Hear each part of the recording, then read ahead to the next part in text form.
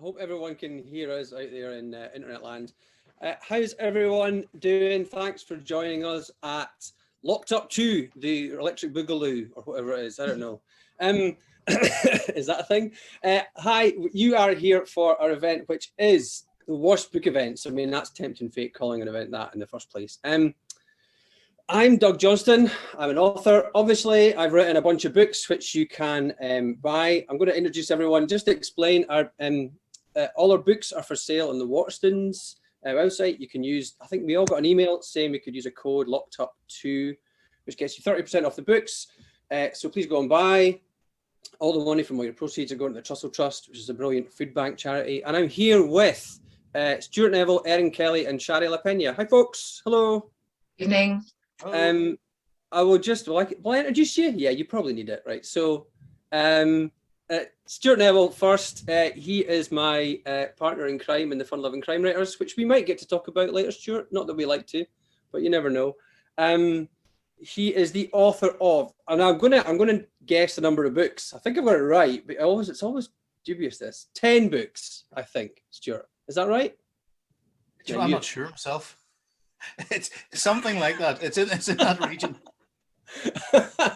The most recent of which is The Traveller and Other Stories, his book of short stories. And with Erin Kelly, whose new novel, psychological thriller, is Black Swan Meets Killing Eve. That's the one. Watch Her Fall. Watch Her Fall. Have you got it? Have you got a copy of it? It looked like you were about to hold one up, and no. No, I was saying hello to people in the chat. Okay. Yeah. That's Watch Her Fall. my product placement done. Yeah. And we have Shari Lapena, all the way from Toronto in Canada, who is a multi-million selling Judah award-winning author. Well done, 5 psychological thrillers in the last 5 years. And we're here to talk about shit book events. So it's like, it's a bit like, I don't know if it's going to be like a therapy session. We should have had a psychiatrist couch or something. Like, we're basically reliving all the PTSD from our previous events. I sent around a little list yesterday, was it? About, before I forget, if you've got any questions for us, please put them in the Q&A. You can chat amongst yourself in the chat, but if you stick questions to us in the Q&A, we'll try and get to them as you go along. If any of your questions start with, this is more of a comment than a question, I'm not going to read them out. Because we're going to get to questions from audience members, which are always very welcome. But it's a weird sort of thing, isn't it? Like book events, because one of the reasons I think that we become authors, one of the reasons is that we like to sit around in our house in lounge pants like Luca Veste and basically not communicate with the world. And then we do that for a year or 2 or 3 or however long. And then we have to go out and like talk to humans. And it's quite traumatic, really, isn't it? How does anybody else feel generally about book events? How do we feel about them? I mean, we're all supposed to go, yeah, it's great, we love them, and fantastic meeting people, great to see the readers, but actually, events, good ones genuinely are joyful, but you don't know whether, and for me, book events are a double treat. So you get to meet readers, which is always an amazing thing, and you also, the wonderful thing about doing a book event is the book is already written and you don't have to work on it anymore. And you know, you'll always be deep into the next project, but there is a real sense of satisfaction and completion. But the problem is, more often than not, you don't know if it's going to be any good until you are in the church hall or regional library or women's institute with 2 pensioners and a dog, and they're only there for the heating. You know, there's no way to tell often before you turn up how receptive your audience is going to be. So while a good book event is a treat, a bad one, it can be soul destroying. I agree. Yeah. I the ones where there's a lot of energy in the room are fantastic. So if you get a crowd, like I find when I go to Spain, Spanish readers are so enthusiastic. They will try to kiss your hand. Like they are really, really enthusiastic. But I did an event in Toronto. You know, we're known to be kind of quiet and even a little cold. And I did this event at a women's club or something. And it was right before lunch. And they all just sat there, like they'd had a whole morning of listening. And they just sat there and looked at me, and no one cracked a smile. No one, it was horrible. And I could just feel the energy in the room going down. It was bad. So yeah, I think the energy in the room is the important thing for me. when I do an event. It's very like music gigs as well. When you're playing a band, it's when it goes well, it's the best thing in the world ever. When it goes badly, it is calamitous, and there doesn't often seem to be any kind of grey area in between. It's either to one extreme or the other, and it often just has come down to how you click with the audience on that particular occasion, and whether or not it's your fault. And there'll be times you go to an event and you're just kind of not in the right headspace for it yourself, and maybe things aren't as good as they could be, but at the same time, it is a privilege to get to do it. And I think we should preface all this possibly by saying this is very much a case of our, to paraphrase friends, our wall's too small for our 50s and our diamond shoes are too tight. Getting to do book events is a huge privilege. It's great, but sometimes it goes wrong. Yeah, and the weird thing about it is doing an event like this where none of us have actually done a physical book event in like a year, because right now I would absolutely kill for a shit book event with actual reading. Oh, me too. It would be absolutely fucking amazing. But yeah, the energy, you're right, Shari, about the energy. It's like, it's impossible. Like sometimes you can just feel yourself losing them. I don't know what it is. But you can have too much energy in a room. So you're right, Shari, you don't want the eyes to glaze over, but one of the, I won't call it the worst book event I've ever done, because it was one of those rare events, golden actually for a writer, where ticket price includes a book. And those are fantastic, because there's nothing worse. Well, actually, there is. The worst thing is that nobody turns up.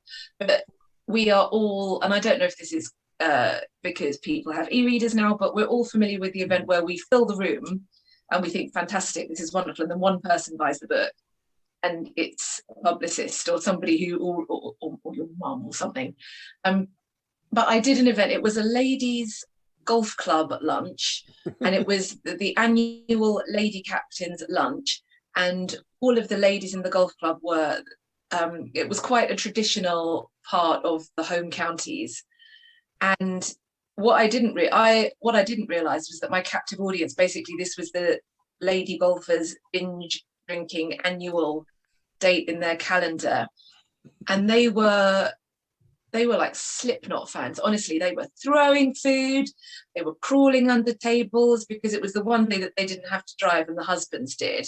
And I didn't mind, because everybody who was there was going to buy a book and I signed them. But the language coming out of them, and they all look so beautiful in their kind of Jaeger tailored suits and their immaculate hair, and they were absolute filth. And they didn't listen to me once I started talking, because I was the after dinner, after lunch speaker. So of course by then they were, you've got at least one glass of wine for every course. So it wasn't a bad book event, but it was memorable because it wasn't what I walked into the room expecting. Well, we've got loads of questions already. We might as well just run through these as we're going, because it's going to be all the stuff we're going to talk about anyway. And these will be good prompts. So the first question we got was Cecilia asking, what is the absolute worst question you hate being asked or having to answer? And what is questions you most love to answer? Well, I'll say there's not really a question I hate being asked, but like I said as a joke at the start, if you say this is more of a comment than a question, it's actually, it's a kind of running joke with authors. When someone stands up and says, this is more of a comment than a question, it's basically, it's just going to go on for 5 minutes of absolute rambling mayhem. And it's going to have nothing to do with anything that's actually happening on the stage. Do you guys get people pitching their novels to you at events? Yes. I get people asking me to write their story quite often. And have they always wonder what's going on in their lives, given the kind of stuff that I write. But I always find that these people, when you get down to it, they've almost always lived a really average life. I try not to they're not the ones with an actual story to tell. I'll say, just to counter that, I've done quite a lot of events in prisons, and there's the two questions you always get asked in there were like, it's not really a question, but the guy goes, usually somebody will come up to you and say, oh, I've got a story for you. I've got a story for you. Write my fucking story. Another question you always get in prisons is, how much do you make? How much do you earn? Like, how much are you rich? Which is always good for a laugh. But they certainly probably do, Erin. Unlike those other people, they do have a story to tell, I suspect. Yeah. So are there any questions that you don't? I had that comment in a question thing. My second ever book event ever. It was a debut authors thing in Edinburgh, and somebody got up, the very first question, somebody got up and literally talked for 5 minutes, and you could hear him talking about his PhD in like semantics or, I don't know, post-structuralism or something. And he like literally didn't have a clue what he was talking about. And at the end, he finally petered out, and the chairperson, God bless him, turned to the three of us like debut authors and said, I think what he's trying to say is, where'd you get your ideas from? And we were just like, yes, thank God. So are there any questions you hate or ones you love? I quite often, particularly because my earlier books are quite political and about Northern Ireland, that there's so many thorny issues around that. I used to hate getting political questions, or people asking me my learned opinion on political matters in Northern Ireland, because I don't know, I just write stories. Or you'd always get a question that's really just a thinly veiled attack because somebody doesn't like something that I've written. And generally along the lines of, how dare you describe paramilitaries in a negative light?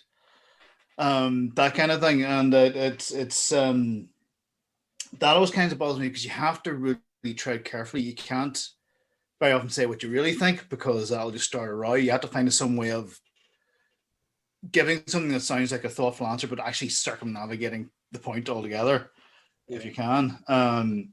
But my first experience that ever was my very first book event I ever did. And this won't mean an awful lot to people outside Northern Ireland, but the first book event I ever did was in Lisburn Library. For my first novel, which was called The 12 in the UK and Ireland. And it was a fairly typical library event. The audience was mostly female and of a certain age. And apart from one guy who was wearing tracksuit, tattoos everywhere on his neck and stuff, sitting in the middle of them all. And it got to the round, I did my sort of little speech and stuff and reading, what have you, and it got to the point where that opened the floor to questions. This guy's hand shot up like this. And so, yes, okay, he goes, when are they going to ban the 12th? And for those that don't know, the 12th is the 12th of July, an annual holiday in Northern Ireland that has some controversy around sectarianism and so on. And very often there's trouble attached to it and stuff. And you could see everybody in the room in this entire circle just kind of a gasp, realizing this was not going to go well. And again, I had to do that thing. I carefully kind of sort of placated him with some really vague answers, but that kind of set up my expectations for political questions from then on, that I always try to avoid them where I possibly can. So.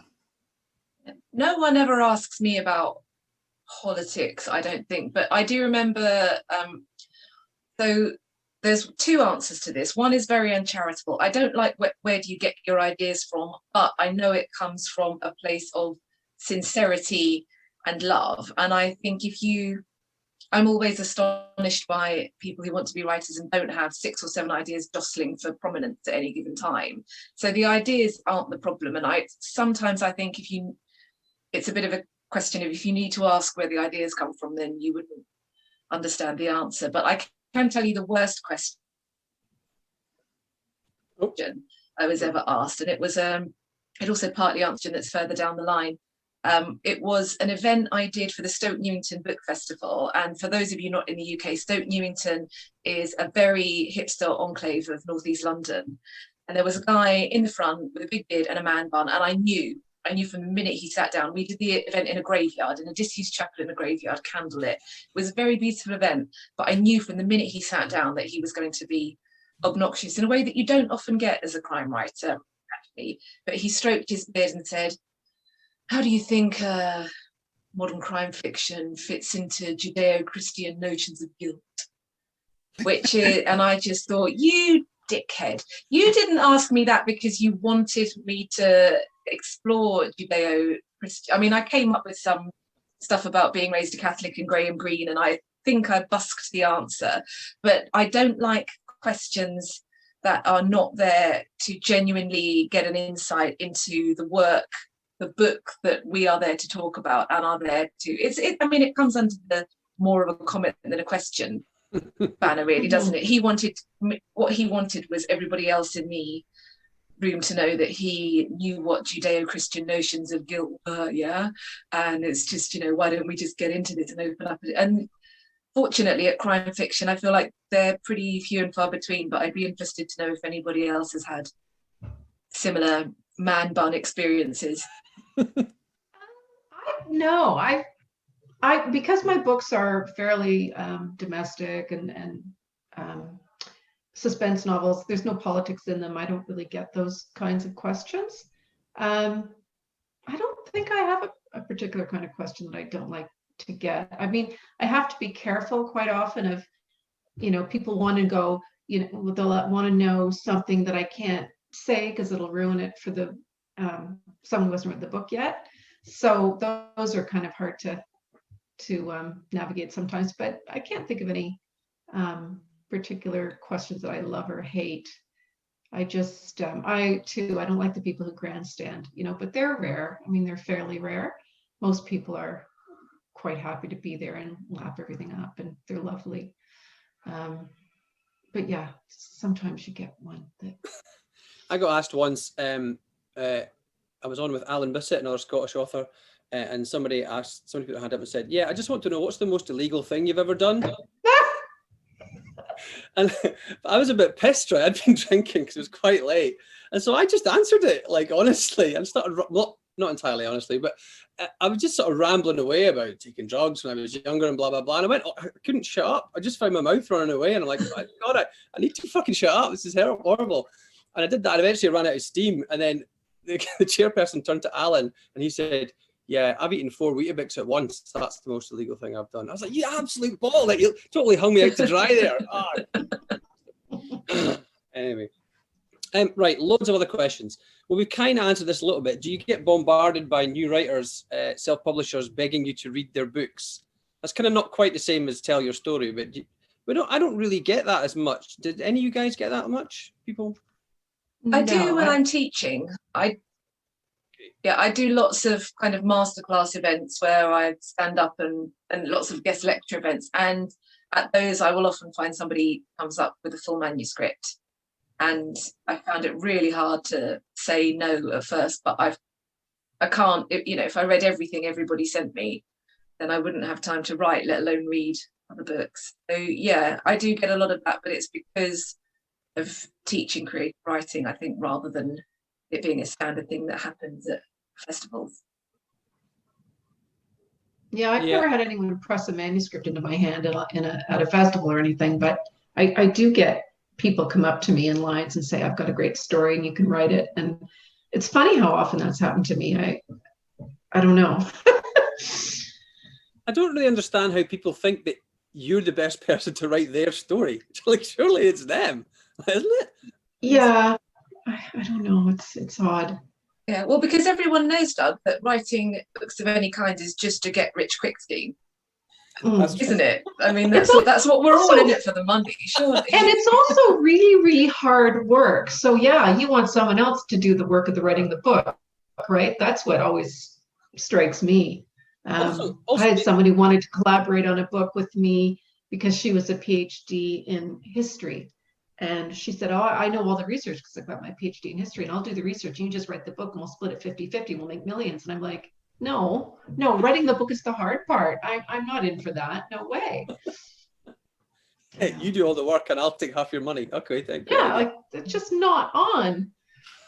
So here's another question from Alex. It says, what's the weirdest location you've ever gone to for a book event? You mentioned it. Was that a cemetery you said there, Erin? Stoke Newington Cemetery. You got anything worse than that? Or weirder? No, that sounds nice, actually. It was beautiful. It's a Victorian graveyard overgrown with ivy, and the event was lit by candlelight. It was absolutely gorgeous. I did a German festival a couple of years ago called, which is a kind of rolling festival which doesn't all take place in the same town. I'm not even going to try to pronounce it, but my event, which I shared with Mick Kerran, we were on the stage at a the platform that we were on was usually occupied by a coffin. It was a funeral, an atheist or a humanist rather funeral parlour where people who are not religious can have the ceremony of burial. So that was weird and beautifully set up, lovely catering. But it was odd to know that we were the first live people up on that stage, for want of a better word, for quite some time. That's creepy. Wait, what about you, Stuart? Have you got any really weird places you've been at events? You know what? Not that I can think of. No. I mean, I've been in some places with absolutely gorgeous art, like original group of 7 paintings, and I just find myself looking around at the paintings because I'm really interested in that kind of thing. But no, I haven't done anything. There's a festival I'd love to go to, I think in Norway, where they do it in an old jail. But I don't think I've done anything that's particularly odd in terms of setting. What about you, Stuart? I once on tour in Germany, we did an event at a brewery, a working brewery in Zwickau, which is former East Germany. It was a fantastic event, but they warned us in the middle. Normally, in all the events we've done up to this point through this tour, we had a break in the middle, but they warned us before we started not to have a break in the middle because everybody would go and get pissed. If we did that, they'd just go off to the bar and then we'd never see them again. We'd never sell any books. But I think the worst thing I had was in Philadelphia. We're doing an event at, I think it was called Robin's Books. The event had been lined up months in advance. And it was me and a couple of other Soho Press authors, James Ben and Henry Chang, two good friends of mine. And we were there quite early. We'd been there, arrived the night before in Philadelphia, and we decided we'd go over to the venue, the bookstore, about an hour beforehand, just to sort of scope the place out. And we got there, and I was upstairs, and the sign was still on the door, and we walked up to upstairs where the bookstore was to find a meeting of homeless alcoholics in a circle in the room, not a book in sight. And the guy who was sort of taking me kind of looked at us and came running over and goes, "Who are you? What are you doing here?" I said, "We're here for the book event, the bookstore." I said, "Oh no, the bookstore's closed down." So the bookstore wasn't there anymore, and we just showed up for our event at it. And but it was the guy who was hosting the event and was running this what basically turned to be a drop-in center for homeless people. It was his former bookstore. He said, "Oh, I forgot to cancel that." And so we'll come back. We'll still do the event. Come back with a lot of time. This thing will be over. Come back to the event. So we came back and did for the event, and we sat in a circle just like it was an AA meeting. And there was one person showed up who was a cousin of one of the other authors, and we sat for 20 minutes looking at each other. Then just went to the pub. That's the only thing. I think I've done a couple of just me and one other person, and now I wish I had done that. I wish we had just gone for a pint instead of sitting through this excruciating formal thing. But you've reminded me of that thing of turning up to a book event and not knowing what it was. So my first ever event at the Harrogate Crime Festival wasn't an event as such. It was is it the Saturday night when we have the murder mystery dinner? And by where readers book tables. And so for those of you overseas, Harrogate is the Glastonbury, isn't it, of crime writing. It's a big thing every July. And 12 years ago, I was a debut novelist. And on the Saturday evening, readers can book tables, and each table is assigned an author, and that author will help them solve a play that is enacted by other authors in the dining room. And it's really good fun, except the year that I went, the people I had on my table were a group of women who'd been at midwifery college in Harrogate in the 1960s, and it was that they'd all retired at the same time. And they had, I don't know how they'd done it, but they had booked this dinner thinking it was a nice price for a good 2-course meal in a nice hotel in Harrogate.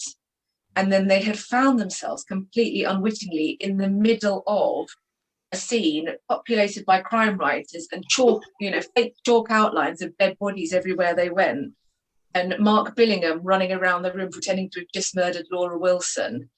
And they were very kind about it, and me in the middle trying to sell them my book, talk to them about my book, sign copies of my book. And what they really wanted to do was have a catch up about the good old days when they were students together, and instead they found themselves embroiled in a live murder mystery full of authors they'd never heard of in a genre that, bless them, none of them had an intention of reading. So they were very good sports about it in the end, but it was surreal. And it was the first thing I ever did as an author. I'd never done a panel event. I'd never been on stage. It was the first time I was being wheeled out to talk about my book. And we ended up talking about, the pros and cons of natural childbirth in the end. And it was a very strange way to spend my first evening as a published author. Yeah, those author dinner things are, I mean, that's been my first experience of Harrogate was the same. It was like that, and everyone was absolutely hammered. And I didn't really understand that it was an event. I was just sitting having a dinner. Like, you were supposed to be sort of trying to sell your book, and I didn't really get it at all. I was very confused. But like, and somebody else was buying the wine, so I was happy enough. Just going back to the sort of weird venue, I did a really odd little tour of like the Czech Republic and Slovakia and southern Poland.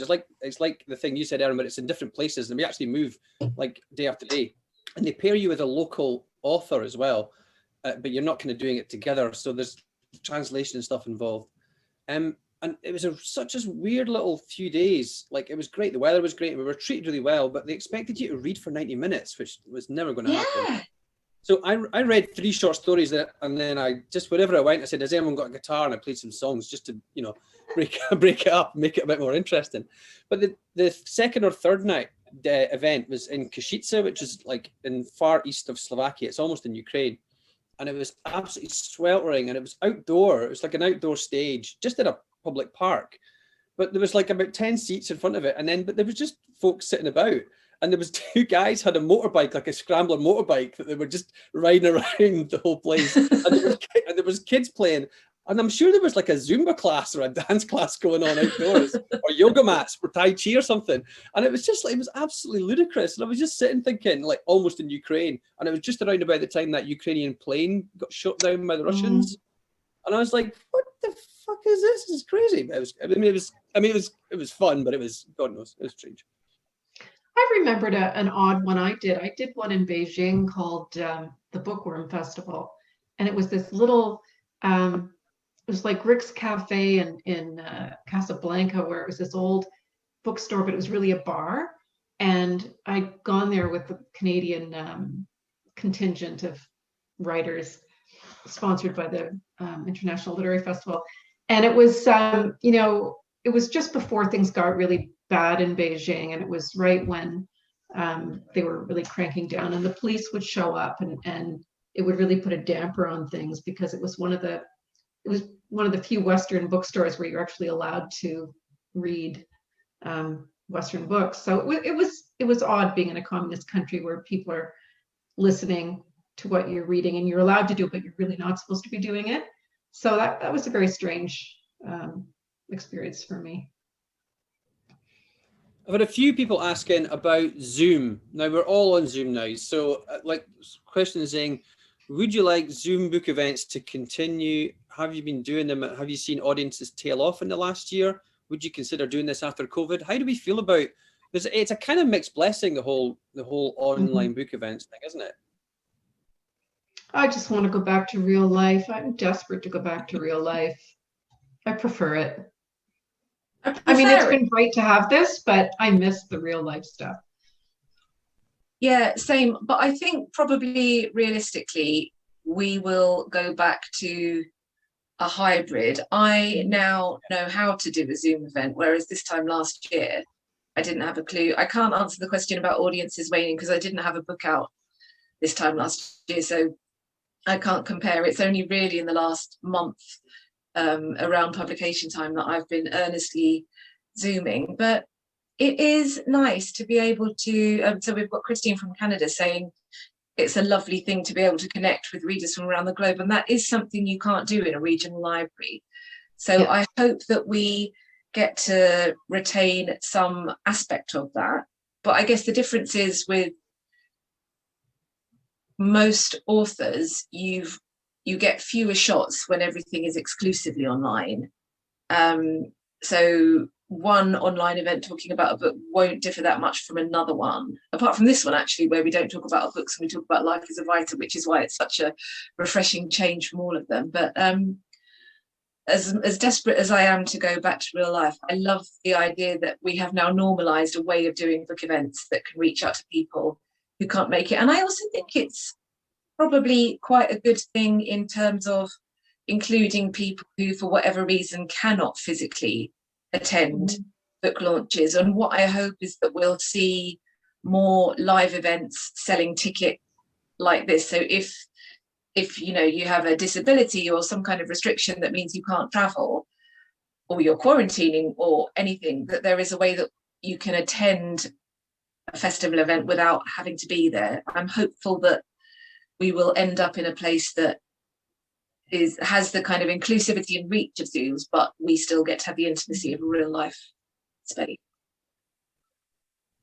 Yeah, I think the hybrid models, I mean, that's the cat's out of the bag now, isn't it? I think like the Edinburgh Book Festival now is, I mean, I chatted to Nick Barley who runs it, and he was saying that from now on it's going to be hybrid. It's like they have to do, you know, some online stuff and some like in-person stuff, because for exactly those reasons, Erin, it's like accessibility for people who wouldn't normally, and you can have a massive reach, you know, for online events. But I totally agree with Shari. It's just like, you know, considering that it's been over a year since any of us have, like, you know, probably been in a room with other people talking about stuff, it's kind of, it's incredibly frustrating.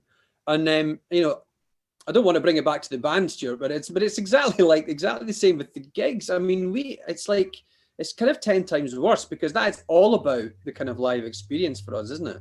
Yeah. The other side about the Zoom thing is it's less gutting when there's only one person shows up. And then you don't you can't go to the pub with them. And if you do an event with like Lee Child or somebody, you don't have to have line envy. Oh, and that's a big one. Oh, if we're going to talk about the line envy. Oh yeah. So that goes along with, just to explain if anyone doesn't get it, but like, you know, to go along with the book event, it's the signing queue. And has anyone had any particular sitting next to someone famous experiences because, you know, they can be there for hours, like literally hours signing books, and you're sitting there with your pen going. There's nothing more mortifying, really.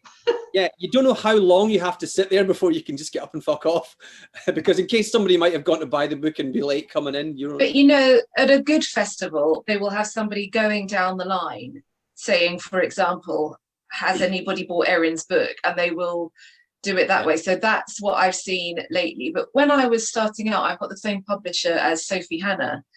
And because she was a much more established writer than me, having written some books, whereas I had written one, we did a lot of events together at the beginning of my career, and I would always sit there kind of, you know, sort of clicking my pen irritatingly while Sophie's queue stretched around the corner. And yeah, and then I would have to stay there for as long as she did while tumbleweed flew across the desk. But I have noticed lately that festivals are onto this, and the bookseller or whoever's in charge of the queue will make efforts. And, you know, in the past, people have gently said, I think you're okay to go now, Erin, as my fellow panelist. The most recent one was, I think, at Cheltenham with Ian Braithwaite, who wrote My Sister the Serial Killer.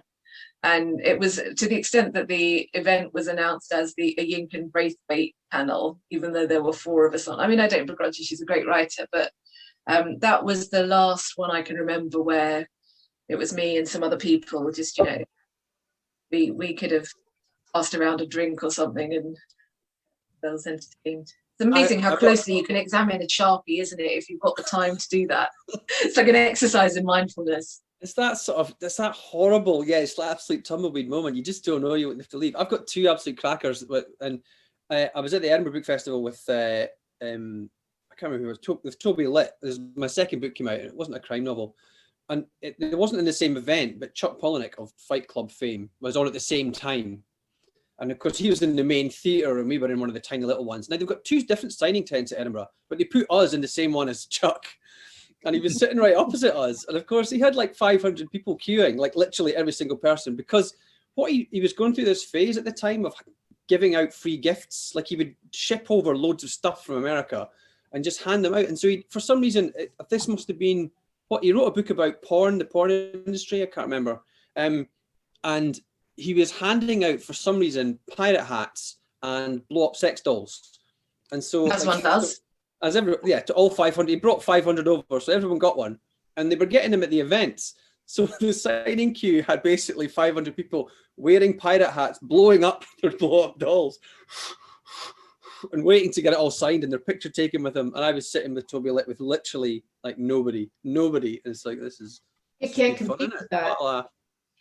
No, me neither. It was when I did an event at Cheltenham, the Cheltenham Book Festival. It was again with Toby Litt, and Ian Rankin was chairing it. because he'd programmed the day and it was like 2 books about music, and you know how he's a big music fan. So the fact that he was chairing the event with us, not even talking about his book, and so he sat down with us at the signing desk, and of course he had 500 people, and like there had only been 50 people at our event, but everyone just saw him and just started wandering over and buying his books and getting it signed. And he was a chairperson. He wasn't even an author at that event. Oh, I don't know. What about you, Stuart? Any good tumbleweed moments? Well, we always have them at the Fun Loving Crime Writers events because we were there with Val and Mark. Yeah. And so particularly with Val, because she's been in the business so long, such a veteran, people come with like suitcases up the desk, go on the desk and open the suitcase, and there'll be like 3 dozen books that Val then has to work her way through to sign them all, like sort of old like first editions and stuff. But I don't know, have you guys done events at French festivals? Yeah. French festivals have this very particular thing. And the French festivals, I'm sure all the places do this, but French festivals in particular do this, where you're there for a weekend and you might have your event at one particular time, but the rest of the weekend you have a timetable. You have to show up and sit at a table in the town hall. 4 or 5 signing things a day. Yeah. It's exhausting. And you sit there with your pen in your hand, making eye contact with people as they walk past, trying to get somebody to actually come over and buy a book from you. And I find it excruciating because you've actually got to try, and they'll come up and they'll like, and your the language barrier goes, so what does your noir is about? And you have to start trying to sell your book to somebody, and they'll go, and you go like this,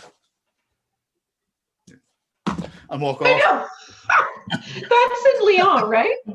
Yeah, you know that we've got Ian Rankin here in the chat, by the way, on the right-hand side. Good. Oh, no, we always say nice things about him now. Doug may be exaggerating for effect. Surely not I did a that writer one. to exaggerate. I can't believe that would happen. I did that one, and Michael Connolly was kitty corner, and he had hours. Like he was so exhausted because the time he couldn't get through his line before the time his next time, so he just sat there all day signing and signing and signing. And I was like you, I was like, look at my book, and they'd look, and that was hard. We had I did the Lyon, the Quai Polar in Lyon, and I had the same publisher in France as James Elroy, who was absolutely massive in France. So I think it was me and Kathy Unsworth and James Elroy sitting at the same sort of table at different sides of the same table, and me and Kathy just sitting chatting about music and stuff, and like occasionally trying to nab somebody. And Elroy's got this line going around the hall twice. That never stops. But then he'd get bored every now and again and just shout something really offensive at us. To which we'd have to embarrassingly laugh and kind of put our heads down like we don't know him. But yeah, there's always somebody more famous than you. I think that'll, maybe there's a question for Ian in the comments. Does it happen to him? So is there always somebody more famous than you? Yeah, but you know, I had one, it was Robert Sawyer, who's quite a famous sci-fi writer. And he was so good to me because he had a line of a 500, and it was one of my very early novels. And he was so gracious, going, "We've all been here, you know, you'll get yours too." Like he was so kind, and I've never forgotten it because I was mortified. But he was really gracious about it. So that's better than the person in the line who sort of comes up to you, gets their signed book by the more famous author, and kind of goes, to you and walks off. We've got loads of questions. Let's try and get some of our audience questions. Here's the one. I don't know, we might have to be careful of this. Having a good chair at such events seems to make a big difference to how well it works. Do you have any good stories about good or bad chairing at events? I don't know if we need to go there. You'd have to names.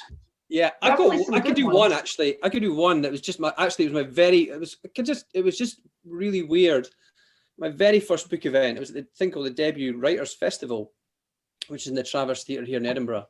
And I was on with 2 English writers who had both written in dialect, one in sort of London dialect and one in Norfolk, I think it was. And my first book was relatively sort of plain English. And the chairperson took me to task for that, asking why I hadn't written it in dialect.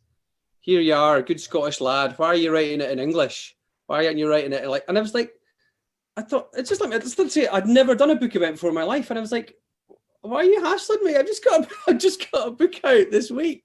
I don't know why are you hassling for the book I didn't write? It seems like a really odd, but she wouldn't let it go. She kept hammering me at it.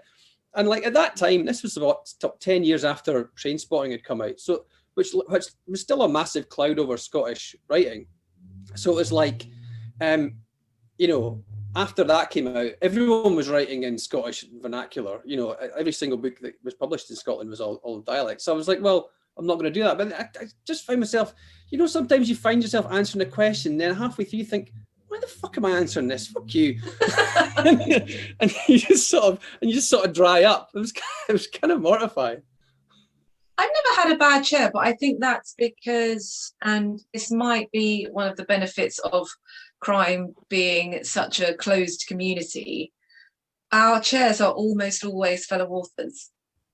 We tend not to get critics invited along. We tend to get peers. I don't know, that's been my experience anyway, which means that they know not to ask stupid questions about genre or to patronize or to rile, and they just want to know about the books.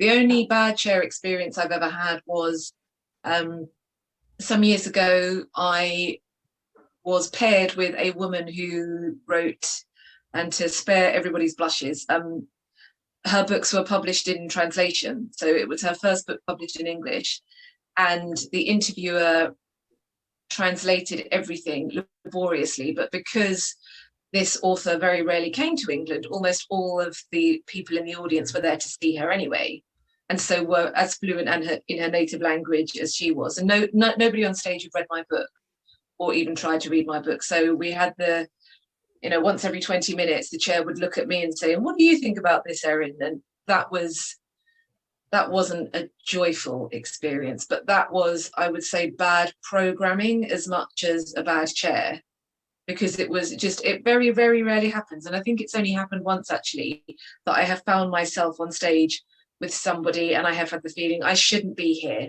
This is somebody else's event.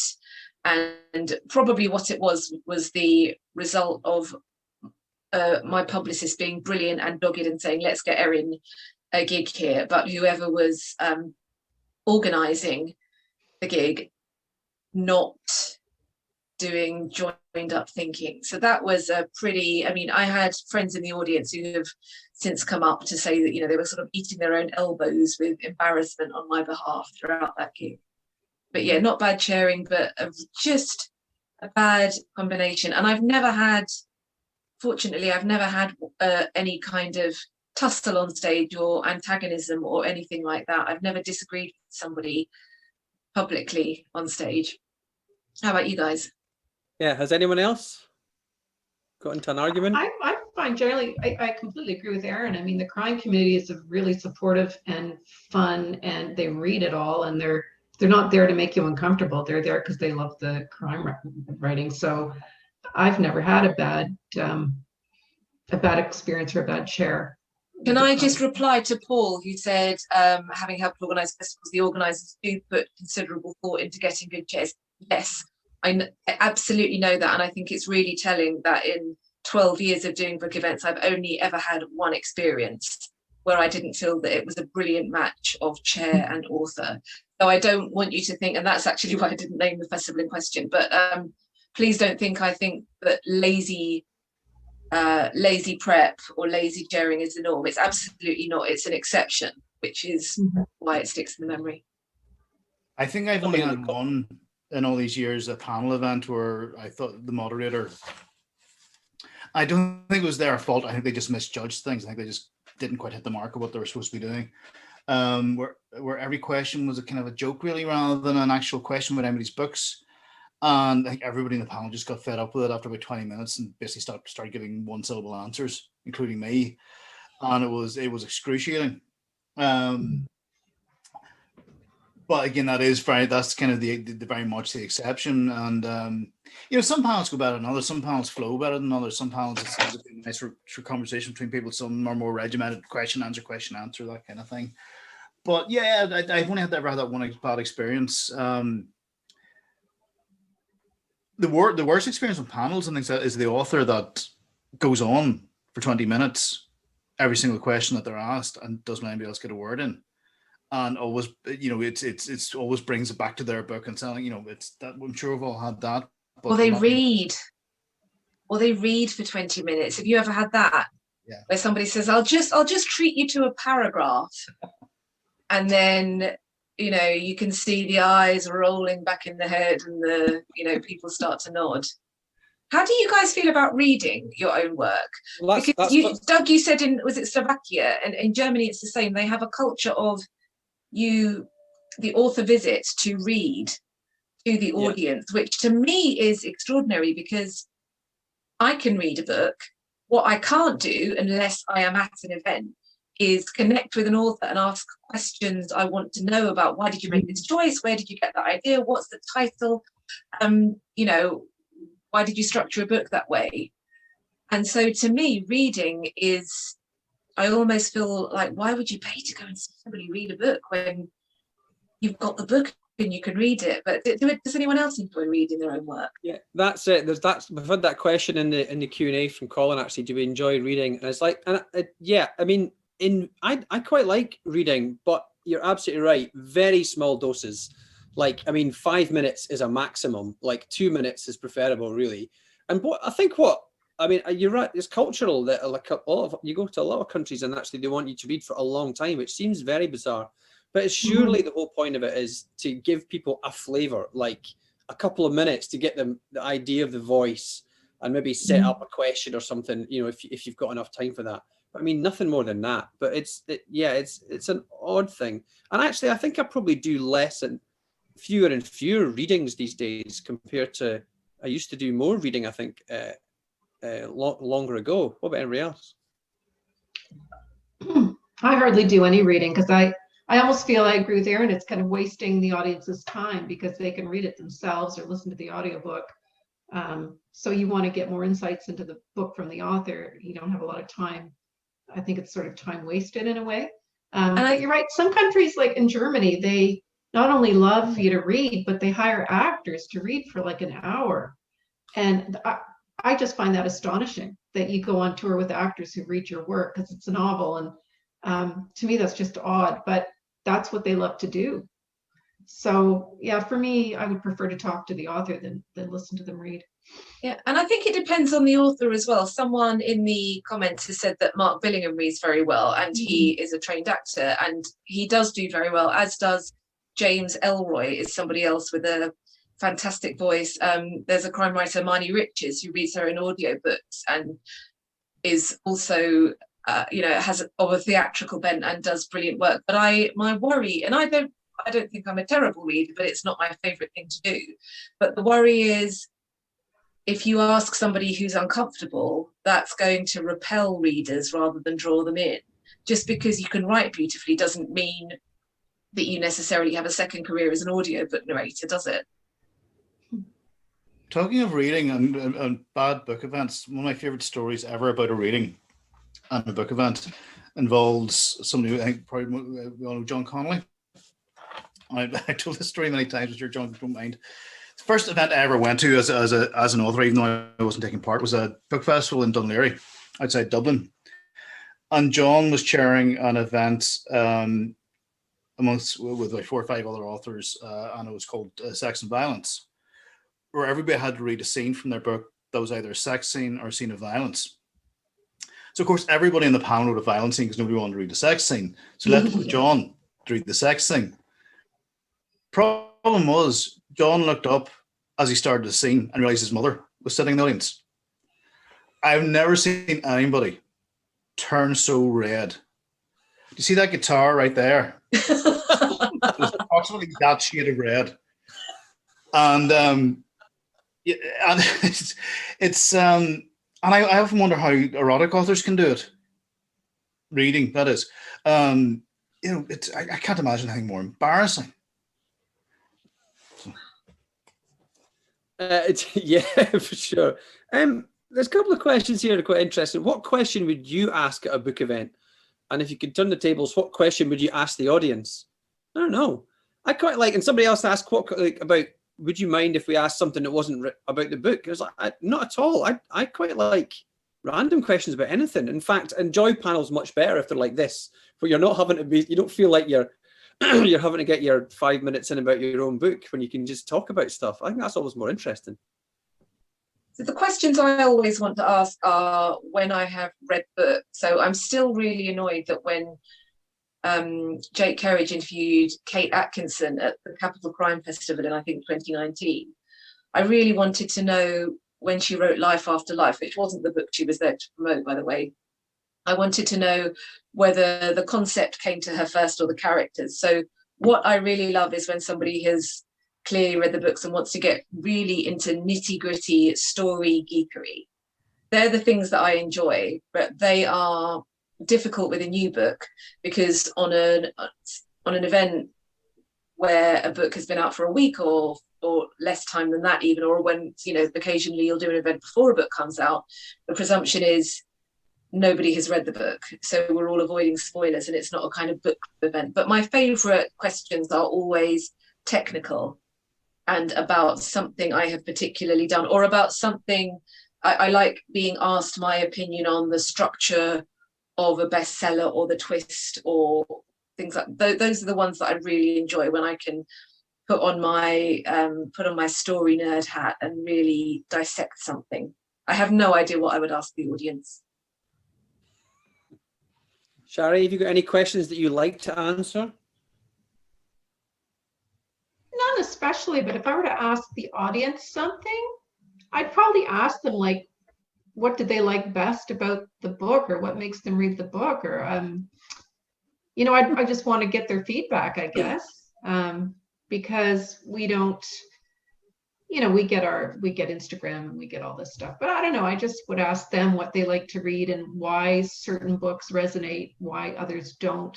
It's funny, I don't know, I'm sure this happens to other people, but you know, people have favorite books of mine and then other ones that they don't like as much, and I wonder why someone, you know, two different people will have two favorite different books and something else didn't work for them, or, you know, it depends on the person, but yeah. Got another question here. Is there a person you would, maybe the John Connolly story, is there a person you would not want to show up at your book event? Your mother. But you know, my mother. Yeah, my mom and dad came to, like, they still quite often come to my book events, and one of my very early ones, it was in Perth Library. If you don't know, Perth's like quite posh, so it was all, you know, like ladies of a certain upper middle class bracket, and they didn't take too kindly to the language and whatever else. And I had, one of the questions was, an old lady at the front had me said, do you think that language makes you big and clever? And I was like, and so then I did the whole explanation about, well, that's how my characters would speak, and so I sort of dealt with it. And then my dad put his hand up and said, I think that lady has a point, actually. Can you just, and I was like, whoa, Dad, what are you doing? Stop hassling me. He quite often asks really quite like annoying, put you on the spot type questions at book events. I don't really know what he's doing. Ban him. Don't let him come. I'd love to. I think we could ban him. I think he'd never talk to me again, probably. Yeah, I then make, someone's mentioned it in the comments, I then make a point of saying, thanks, Dad. That's really put me on the spot, because like other people might as well know. So what else have we got? So, I'm not going to tell you about the worst chairs. Oh, chairs. Okay, I get it. Do we ever get plot character ideas from book events? Are you willing to admit to any of that? Never have. No.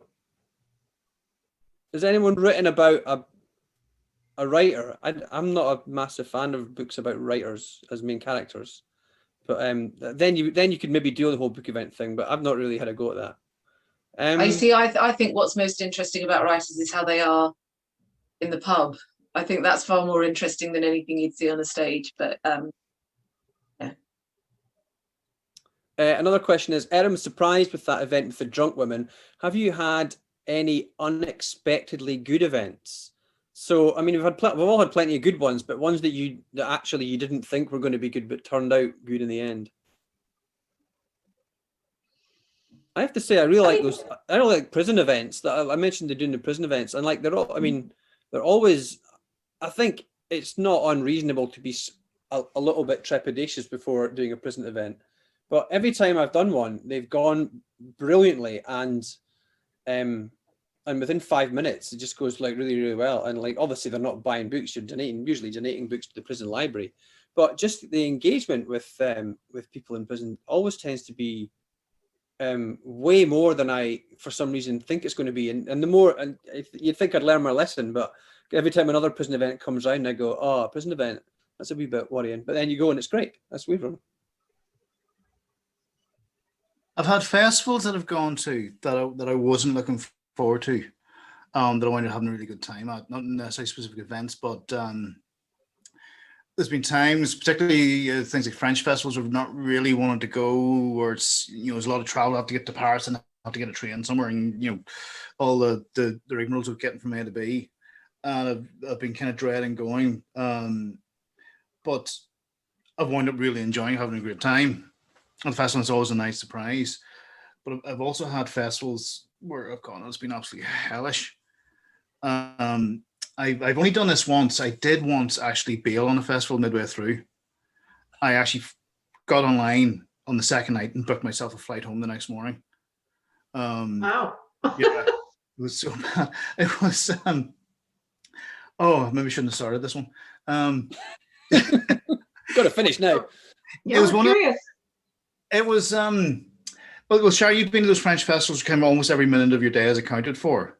Mm-hmm. You're having lunch with the mayor at this time, you're having deciding at this time, and you're going to it's exhausting for sure. Yeah. I had that really extreme version, one of those, and somewhere near Marseille. And my flight was delayed in Charles de Gaulle. My connecting flight in Charles de Gaulle was delayed, and I wound up getting there like 11 o'clock at night and thinking, well, at least I'll go and get a drink or something. And then realized we're putting this very beautiful guest house, but it was in the middle of a forest near nothing. And I realized something was up when the driver got out of the car and entered the code into the gate to get into the place, and then into the door, and realized we were all going to be locked in. And at 8 o'clock the next morning, we're all sort of shepherded downstairs. Right, in 5 minutes, you're doing a talk at a school. I was going, what? Nobody told me this. And I went ahead and did a talk with zero preparation to a class full of 5-year-olds.